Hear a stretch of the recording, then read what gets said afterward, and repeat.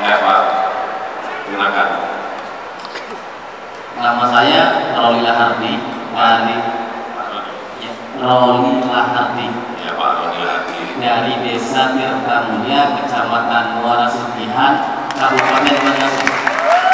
Muara Sugihan, Pak. Ya, Banyuasin. Banyuasin, dekat Selat Bangka, Pak. Dekat Selat Bangka. Kalau Bapak mau Selat Bangka, lewat kami dulu. Saya terus terang grogi Pak, jadi lupa pertanyaan saya dari sana tadi Pak. Iya Pak.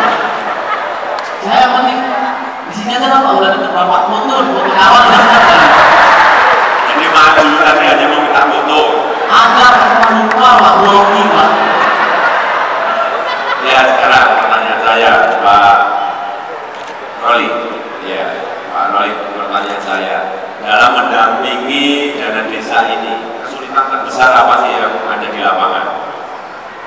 Nah, ini kalau rekan-rekan kami dari Muara Sugihan Pak, khususnya Kabupaten Banyuasin umumnya, kami sebenarnya kesulitan cuma satu Pak, mungkin karena apa namanya medan Pak, medan ke desa dampingan kita, karena kayak saya tinggal di Kecamatan Muara Sugihan, berdampingi di Kecamatan Muara Padang. Berapa kilo itu? Kalau kilometer sekitar 25 kilo Pak.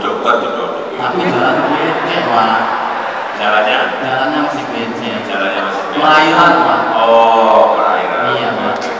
Jadi agak susah. Cuma kendaraan di situ. Kalau yang lain Pak bagus, kades-kades kooperatif sama kita pendamping gitu.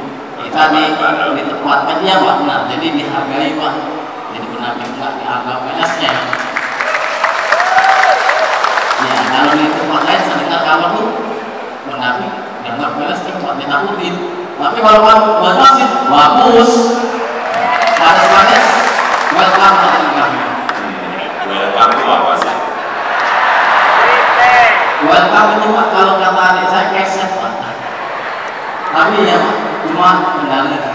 Lainnya alhamdulillah terima kasih Pak Menteri sudah membuatkan regulasi yang bagus untuk kami pendamping, jadi kami merasa terlindungi Pak Presiden.